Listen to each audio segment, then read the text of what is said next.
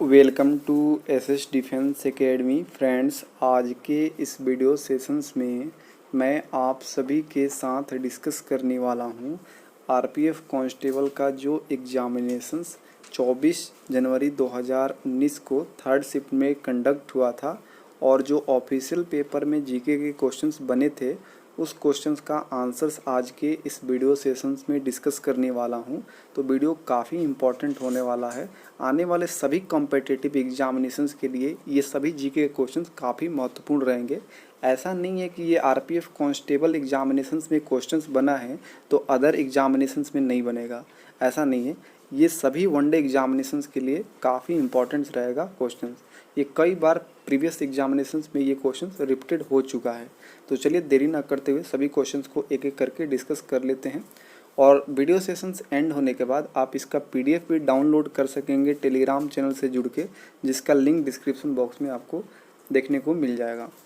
देखिए first question पूछा गया था, क्रिप्स मिशन भारत कब आया था? तो ये क्रिप्स मिशन जो है भारत 1942 में आया था। सेकंड क्वेश्चन देखिए, सुल्तान अजलान शाह कप किस खेल से संबंधित है? तो हॉकी खेल से संबंधित है। क्वेश्चन नंबर थर्ड देखिए, कह रहे हैं यहाँ पर पृथ्वी की त्रिज्या कितनी है? ऑप्शंस में किलोमीटर में था तो 63 से 71 किलोमीटर इसका आंसर हो जाएगा किलोमीटर में। फोर्थ क्वेश्चन देखिए, एसएस सुब्बालक्ष्मी का संबंध किससे है? तो संगीत से है। क्वेश्चन 5 देखिए, भारत के चुनाव आयोग की स्थापना किसने किया था? कब हुआ था? तो ये हुआ था 1950 में भारत के चुनाव आयोग की स्थापना।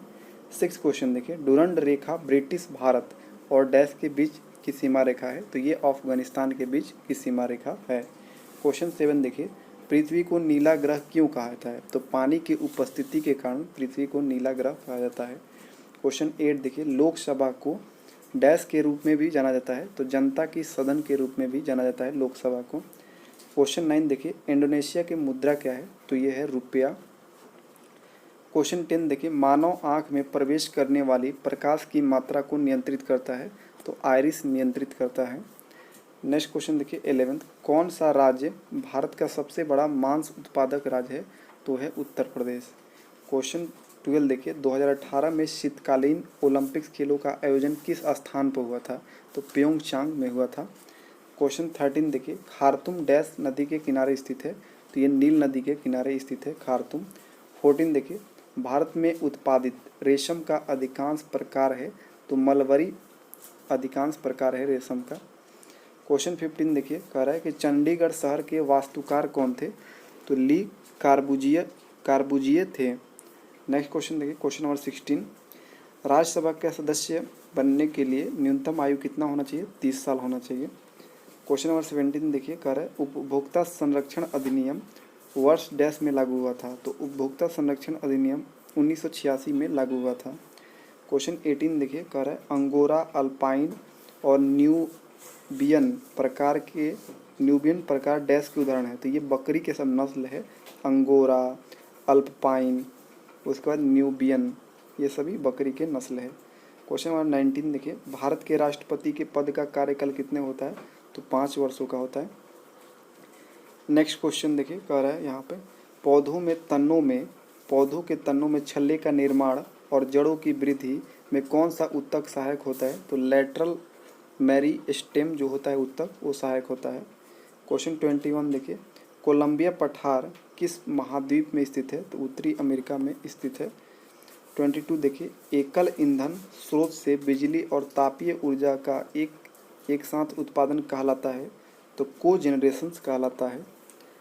नेक्स्ट क्वेश्चन देखिए 23, भारत में पहला नगर निगम डैश में स्थापित हुआ था? तो मद्रास में स्थापित हुआ था। 24 देखिए, संसद में एक वर्ष में कितने सत्र होते हैं? 3 सत्र होते हैं। 25 देखिए, जलवायु परिवर्तन पर आधारित कृषि से संबंधित राष्ट्रीय पहल डैश द्वारा शुरू किया गया था? तो ICAR द्वारा, यानी भारतीय कृषि अनुसंधान परिषद के द्वारा जलवायु परिवर्तन पर आधारित कृषि से संबंधित राष्ट्रीय पहल जो हुआ था शुरू हुआ था। 26 देखिए, किसे विश्व कवि के रूप में जाना जाता है? तो रविंद्रनाथ टैगोर को जाना जाता है। 27 देखिए, जनहित याचिका यानी PIL जो होता है कि अवधारणा कहाँ से उत्पन्न हुआ था?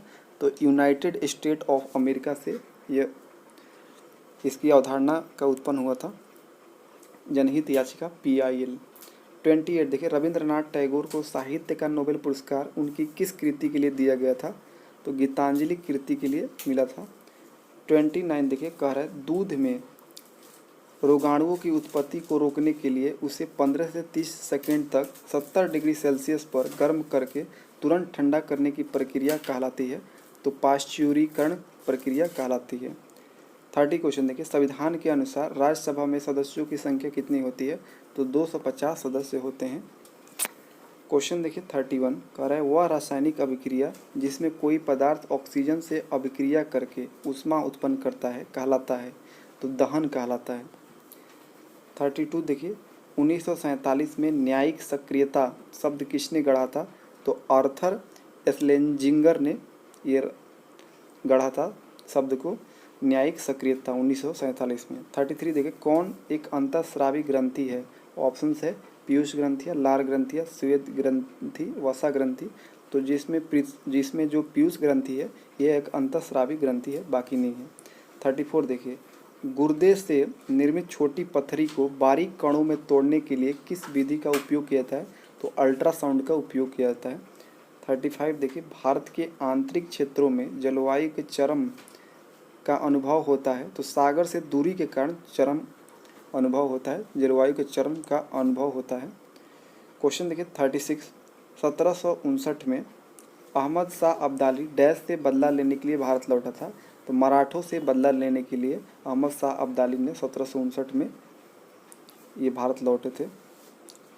37 देखिए, कह रहा है यहाँ पे कि 1932 में दीक्षांत समारोह में अपनी उपाधि प्राप्त करते हुए ब्रिटिश गवर्नर पर किसने गोली चलाया था? तो बीना दास ने गोली चलाया था। 38 देखिए, कह रहा है कार्बन डाइऑक्साइड अणु में कार्बन के परमाणु तथा ऑक्सीजन के परमाणुओं का द्रव्यमान का अनुपात कितना होता है? तो जो कार्बन के परमाणु और ऑक्सीजन के परमाणुओं का द्रव्यमान होता है 3:8। 39 देखिए, किस क्षेत्र को दक्षिण भारत के अन्नागार के रूप में जाना जाता है? तो ये है कावेरी डेल्टा का जो क्षेत्र है, दक्षिण भारत के अन्नागार के रूप में जाना जाता है। नेक्स्ट क्वेश्चन देखिए 40, स्वतंत्रता पूर्वक भारत के नामजद सशक्त जमींदार के लिए किस शब्द का उपयोग किया जाता था? तो राजा का उपयोग किया जाता है नामजद सशक्त जमींदारों के लिए स्वतंत्रता के पहले। 41 देखिए, अंतर्राष्ट्रीय ओलंपिक समिति की प्रथम भारतीय महिला सदस्य कौन थी? तो ये थी नीता अंबानी। 42 देखिए, भारतीय राष्ट्रीय कांग्रेस सत्र की अध्यक्षता करने वाली प्रथम भारतीय महिला कौन थी? तो वो थी सरोजिनी नायडू। 43 देखिए, पदार्थ का मूल रूप से जिसे रासायनिक अभिक्रियाओं द्वारा सरल पदार्थों में नहीं तोड़ा जा सकता है कहलाता है? तो तत्व कहलाता है। लास्ट देख लीजिए, भारत में जनहित याचिका की अवधारणा की प्रेरणता कौन थे? तो थे जस्टिस BR कृष्ण अय्यर और PN भगवती। ये दोनों भारत में जनहित याचिका के अवधारणा के प्रेरणा थे। बाकी जो 6 क्वेश्चन है उसको मैं इसलिए इंक्लूड नहीं किया हूँ क्योंकि वो बहुत पुराने प्रीवियस करंट्स के क्वेश्चन थे, इसलिए मैं इंक्लूड नहीं किया हूँ। तो आई होप कि आप सभी को वीडियो अच्छा लगा होगा। वीडियो अच्छा लगा होगा तो अपने दोस्तों में शेयर कीजिएगा। फिर मिलते हैं नेक्स्ट शिफ्ट में, क्योंकि आप सभी जानते हैं कि 2019 में जो कांस्टेबल का एग्जामिनेशन हुआ था RPF का, ये टोटल 48 शिफ्टों में ये संपन्न हुआ था। तो मैं आपको डेली बेस पे 48 शिफ्ट कंप्लीट करा दूंगा और इसका PDF भी अपलोड कर दूंगा, तो चैनल से जुड़े रहिएगा। तो आज के लिए इतना ही, मिलते हैं नेक्स्ट वीडियो में, तब तक के लिए जय हिंद।